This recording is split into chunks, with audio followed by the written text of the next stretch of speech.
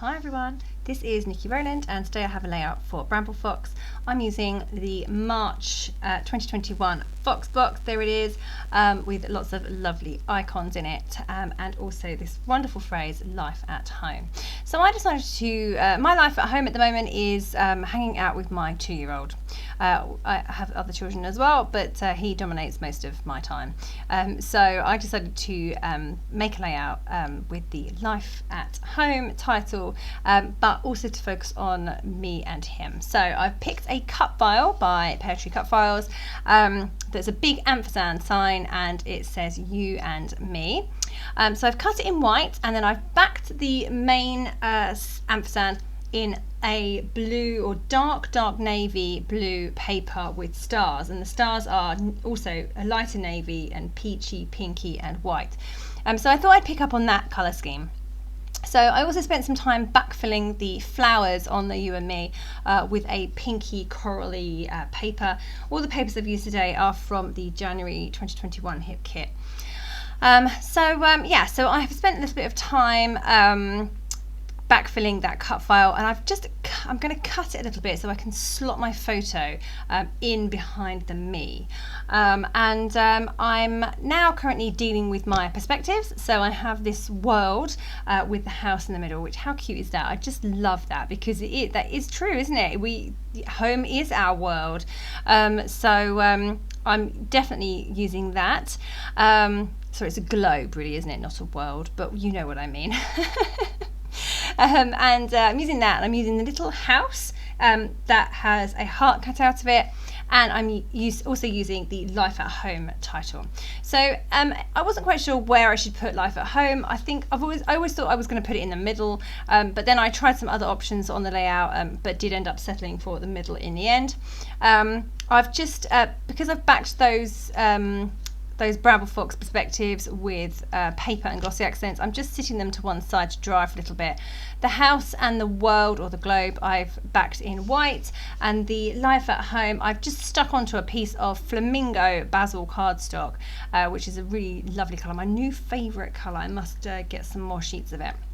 And I've just stuck that on there, and my plan is to get a bit further on in the layout, leave that to dry for a little bit, and then trim around it carefully so that it just has a lovely pink border, rather than it's not going to have a wide border or be mounted like on a rectangle or anything like that. It's going to be trimmed close and it's going to have a nice pink border, and that will mean that it will show up against the patterns that I've got going on this layout.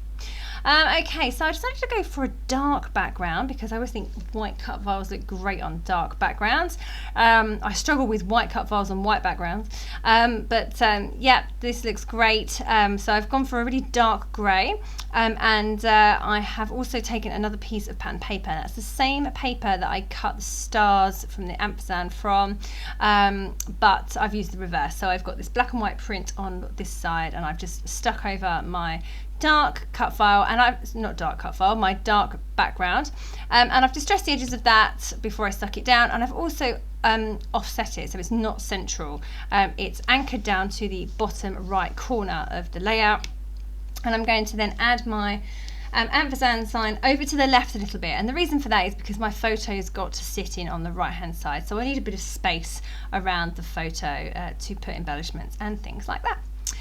So that's how that came together. I did have a portrait photo, but in the end I decided to trim it down and turn it into a square instead. It just worked better with the design, and there was a lot of empty space on the photo anyway, so it didn't matter.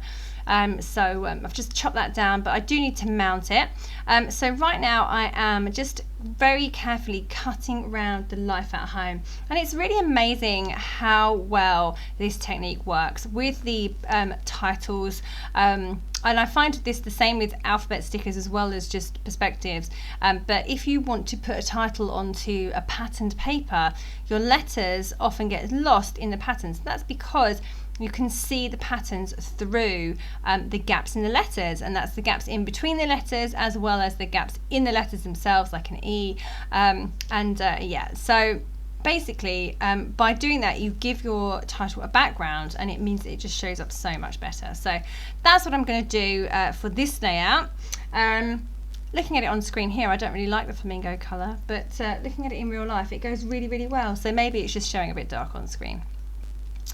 Okay, so I'm just mounting my photo onto the flamingo cardstock, and then before I did that, I decided that normally my photos have a white border, but I trimmed the white border off because I cut the top and the bottom of the photo to trim it down to a square. I lost my top and bottom white border, so I trimmed off the sides as well.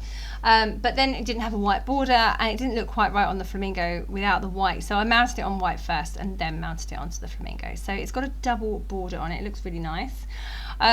And then I've just slotted that in behind the word me, which is really cute, and I'm going to have the world or the globe and the house on either side of my photo. So yeah, that's what I'm going to do there. I'm just putting a chipboard frame behind the photo just to give the photo a bit more emphasis and a bit of a cluster going on. So yeah, chipboard frame with a flower on it behind the photo poking out, and then that gives me a place to put my little house, and the globe is the other side. I've also die cut some hearts out of that same flamingo colour. I wanted to bring a bit more of that colour into the layout because it was only behind the title and behind the photo, and I just wanted to bring pops of that in as well. So I've just cut some little die cut hearts using metal dies, and of 3 different sizes. I think I've cut them twice, so I've got 6 little tiny hearts or small hearts on there. Some are bigger and some are tiny, and then just wanted to build up the flower clusters really. So I just pulled out some flower ephemera that worked. Because I was quite specific with my colour scheme, I didn't want to bring in multiple other colours, so I was really trying to stick with blues and navies, grey, pink and peachy tones, and white as well. So I just had to be careful with what I could use, and that's how I ended up with a bit of a random bird, because it was the right colour. But otherwise I've been through and picked out some flowers, and of course I'm loving the hearts at the moment, and the heart on the globe was perfect and the heart on the house was perfect. So I wanted to bring in more heart elements to this layout, so that's what I'm doing with the die cut hearts, and also with stickers and things from the kit that I was using. So I've got a little chipboard circle with a heart in it, I've got chipboard hearts, I've got puffy hearts. So yeah, I'm just sort of building up each embellishment cluster really with a few different bits and pieces there, different types of hearts and flowers, yeah, and that kind of thing really. I'm now just adding some phrase stickers. They're the perfect colour, and they had some really great phrases on as well. So I've got breathe, this is just a chapter, not the whole story. Well, how relevant is that with the whole pandemic and stay-at-home order? I've got life is messy. Well, that's certainly true. Focus on new things and be kind to yourself. So all really, really amazing phrases that are so relevant to everyday life. So I've just put those on there. I was considering putting down exciting, but life is really not exciting at the moment. So I decided to discard that. Just put in a little sticker there that says goals. And yeah, so just on an Instagram camera or Instax camera sticker as well. So just poking bits in and tucking bits in here and there wherever things fit really, and a couple of arrow stickers. Okay, so I've moved on slightly. I've added some twiddles of silver thread to my 2 clusters, so one the right side of my photo and one the left side of the title, and I also had to rethink about how I could stick down life at home. So normally I would stick down perspectives with glossy accents, but I'd mounted it, so I thought I could just stick it with tape, but it just wasn't sticking. So I had to apply glossy accents underneath that as well, and hopefully that will now not move. And what I'm doing now is I'm adding a few sequins in place. So these are all by Spiegel Mum scraps. You know, I have enough of those to last me literally forever. So I'm trying to get some used up. So yeah, I just picked out I think 3 different mixes and pulled out the colours that worked for this layout. So I had to reach for a few different mixes in order to get the right colours for this. So I've got some pink ones and dark pink ones, almost like a coral, and then dark navy as well. And then I've got some small grey ones. So they were all really, really perfect, but they did come from different mixes. So I had to just mix and match there. So I've done a little sprinkling around each of my 3 clusters. So one to the right of my photo, one to the left of the title, and one above my photo.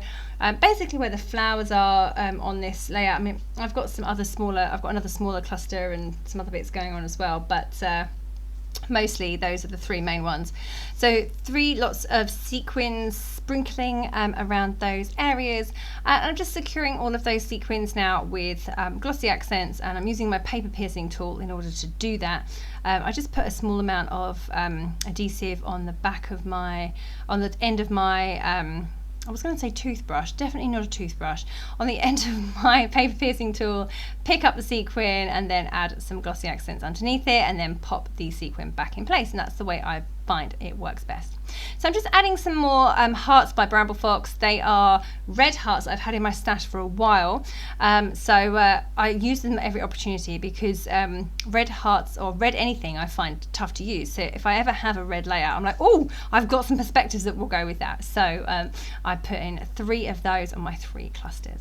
So I've just covered up my photo with some, I don't know what it was, my foam pads or some packaging, and then I splattered my background, my dark background, with white acrylic paint. I also managed to cover myself, which was really annoying because I even went and changed my cardigan to put on my paint splatter cardigan, and I somehow still managed to get it on my dress.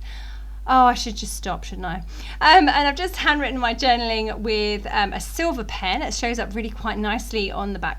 It's not black, but dark grey background, and I've underlined it there with a ruler as well. And that is me done.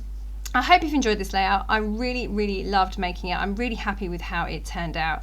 I think it's really a good, bold impact with that dark background.